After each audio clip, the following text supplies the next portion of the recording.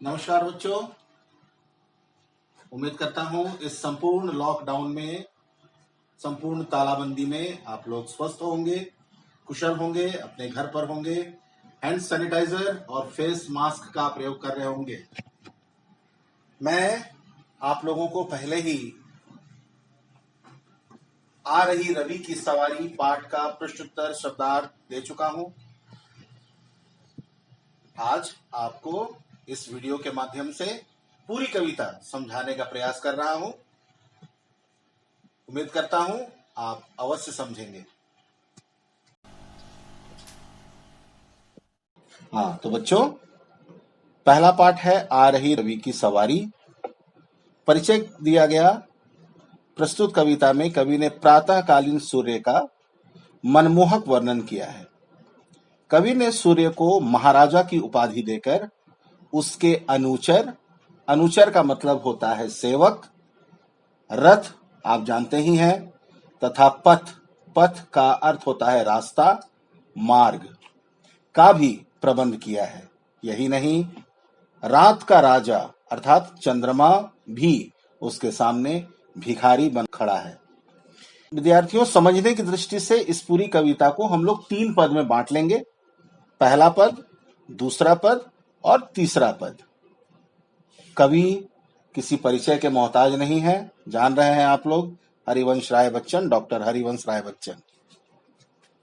आइए शुरू करते हैं। पहला पद है आ रही रवि की सवारी, नौ किरण का रथ सजा है, कली कुसुम से पथ सजा है, बादलों से अनुचरों ने स्वर्ण की पोशाक धारी, आ रही रवि की सवारी।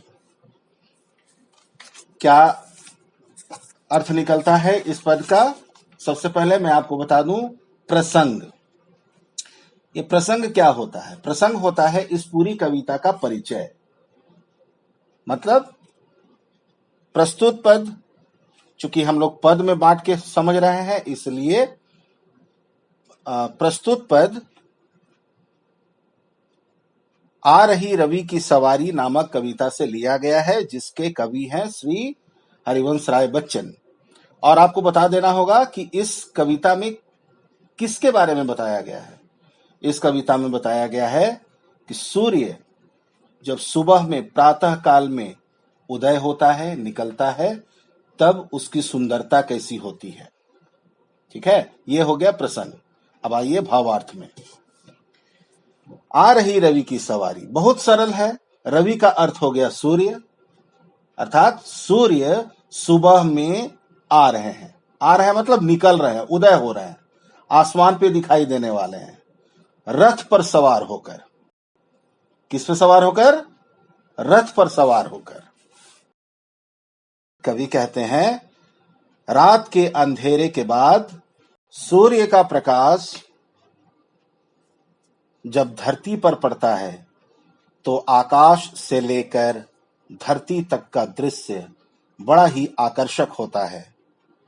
सूर्य के उदय होने पर ऐसा प्रतीत होता है, ऐसा दिखाई पड़ता है, जैसे सूर्य अपने किरणों के रथ पर, 9 किरण का रथ सजा है, किरणों के रथ पर सवार होकर चला आ रहा है, और उसके मार्ग में कली कुसुम यानी फूलों से सूर्य रूपी राजा का पथ सजा हुआ है। बादलों से अनुचरों ने, अनुचर का अर्थ मैंने अभी बताया, सेवक। सेवक कौन हुए? बादल। यानी जब सूर्य रूपी राजा बाहर आ रहे हैं, उदय हो रहे हैं, निकल रहे हैं आसमान पर, तो बादल रूपी सेवक स्वर्ण रंग के पोशाक को पहनकर, स्वर्ण की पोशाकधारी मतलब सोने के रंग का वस्त्र पहनकर खड़े हैं, सेवक हैं, अपने राजा की सेवा करने के लिए खड़े हैं। तो इस प्रकार आपने जाना पहले पद में कि सूर्य रूपी राजा आसमान पर उदय होने वाले हैं। ठीक है, आइए बढ़ते हैं दूसरे पद में। विहग बंदी और चारण गा रहे हैं कीर्ति गायन, छोड़कर मैदान भागी तारकों की फौज सारी, आ रही रवि की सवारी। इस पद में कवि हरिवंश राय बच्चन बताना चाहते हैं, सूर्य की प्रशंसा कर रहे हैं। कहते हैं कवि कि जब सूर्य उदय होता है तब रात के अंधकार से सभी को मुक्ति मिल जाती है। ऐसा महसूस होता है जैसे सूर्य रूपी राजा तारों की फौज को पराजित करके, तारों को हराकर विजयी होकर आया हो। मतलब सूर्य के उदय होने पर तारे लुप्त हो जाते हैं, कहीं दिखाई नहीं पड़ते, वे आकाश में कहीं नजर नहीं आते और अपने राजा को देखकर विहग, बंदी और चारण कीर्ति गायन कर रहे हैं। मतलब अपने राजा के आगमन पर उनकी प्रशंसा कर रहे हैं, उनका यशगान गा रहे हैं। प्यारे विद्यार्थियों, ये बंदी और चारण कौन होते हैं? पुराने जमाने में बहुत से राजा महाराजा अपने दरबार में कवियों को रखते थे जो उनकी प्रशंसा किया करते थे, उनके बारे में अच्छी अच्छी बातें लोगों को बताते थे। उन्हीं लोगों को चारण और बंदी कहा जाता है। तो रथ पर सवार होकर जब सूर्य बाहर आ रहे हैं, सूर्य उदय हो रहा है, तो यही कवि बंदी और चारण अब राजा सूर्य की प्रशंसा कर रहे हैं। और आप जान चुके अभी कि जैसे ही सूर्य का आगमन हुआ, तारे छिप गए, खत्म हो गए। चलिए बढ़ते हैं तीसरे पद में। तीसरे पद में कवि क्या कहते हैं? चाहता उछलूं विजय का, पर ठिठकता देखकर यह रात का राजा खड़ा है। इधर देखिए, रात का राजा कौन है? रात का राजा चंद्रमा। करेक्ट। रात का राजा खड़ा है राह में बनकर भिखारी। देखिए, हाथ में कटोरे पकड़े हुए है, डंडा लिया हुआ है। ये क्यों संकेत किया गया, मैं बता रहा हूं। रात का राजा खड़ा है राह में बनकर भिखारी, आ रही रवि की सवारी। चलिए समझने की कोशिश करते हैं। कवि हरिवंश राय बच्चन जी कहते हैं, परिवर्तन संसार का नियम है। आज कोरोना है, कल नहीं होगा, पर हम लोगों ने जो अच्छी बात सीखी वो है दूसरे को मदद करना और हाथ धोना। ये हम लोग कोरोना काल में बहुत अच्छे से सीख गए। इसी को कहते हैं परिवर्तन। परिवर्तन कैसे हुआ? अंधकार के बाद जैसे ही सूर्य का आगमन हुआ, धरती पर खुशहाली फैल गई, सब कुछ नयापन आ गया। रात दुख का प्रतीक होता है, जबकि सुबह सुख का प्रतीक होता है। कवि कहते हैं कि मैं चाहता हूं कि सूर्य के आगमन पर मैं उछलूं, विजय जश्न मनाऊं, खुशी मनाऊं, पर उनकी यह खुशी अटक जाती है यह देखकर कि अब तक जो रात का राजा अर्थात चंद्रमा जो रात में चमक रहा था, वह दिन के राजा अर्थात सूर्य को देखकर एक जगह ठिठक गया और भिखारी बनकर खड़ा हो गया।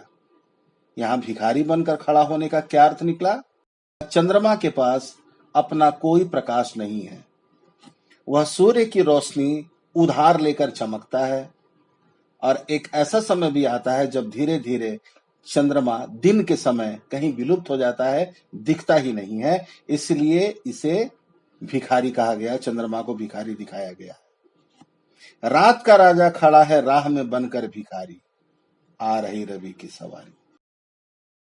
चलिए बढ़ते हैं प्रश्नोत्तर की ओर। आप देख रहे हैं अभ्यास से शब्द ज्ञान। यहाँ आपके पास शब्दार्थ दिए गए हैं। विशेष में कली, चारण और ठिठकना, इसको भी समझना है, याद करना है। मौखिक के प्रश्नोत्तर लिखने हैं, लिखित के प्रश्न लघुत्तरीय प्रश्नोत्तर भी लिखना है, दीर्घ प्रश्नोत्तरीय भी लिखना है। मैं सब कुछ दे चुका हूं, आप वहां से देखकर सुंदर राइटिंग में लिख सकते हैं। उम्मीद करता हूं लिख लिया होगा आप लोगों ने। कविता की पंक्तियों के नीचे दिए गए सही उत्तर पर सही का निशान लगाएं। मैं बता चुका हूं पहले ही, आप देख लेंगे वहां से। मूल्य परक दिया जा चुका है, आप देख लेंगे। और सुंदर राइटिंग में लिखेंगे। ये यहाँ पर पर्यायवाची शब्द दिए हुए हैं, जैसे पहला सूर्य, सूरज, भानु।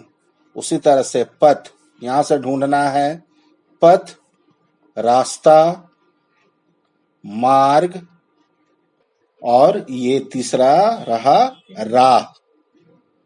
इसी तरह से ये सारे पर्यायवाची शब्द आपको पूरा करना है।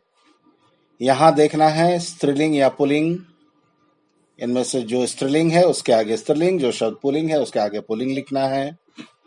मुहावरों का अर्थ समझकर वाक्य बनाना है, वाक्य अपने से बन जाएगा। आप लोग बहुत सारा वाक्य बनाए हैं 4-5 में। यहाँ देखिए श्रुति सम भिन्नार्थक शब्द, मतलब सुनने में एक समान किंतु अर्थ अलग अलग होता है।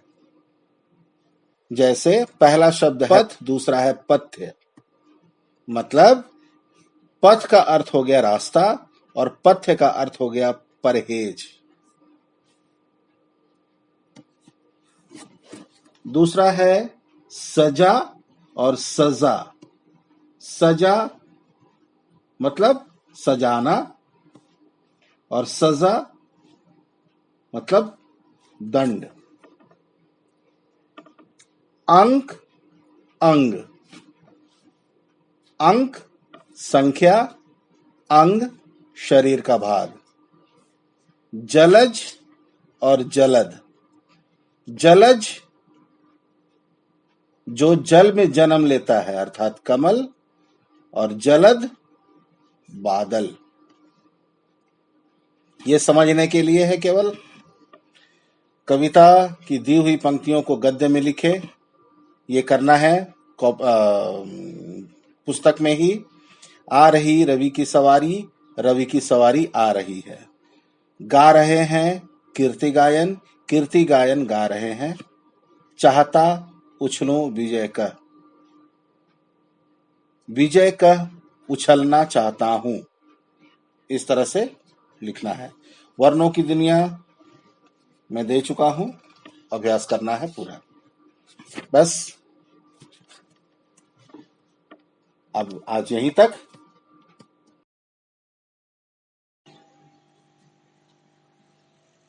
बच्चों, आशा करता हूं पाठ आ रही रवि की सवारी का भावार्थ आप लोगों को समझ में आया होगा। अगले वीडियो में मैं दूसरा पाठ भाग्य के भरोसे लेकर आऊंगा। बड़ी ही अच्छी कहानी है, उम्मीद करता हूं आप लोगों ने पढ़ लिया होगा।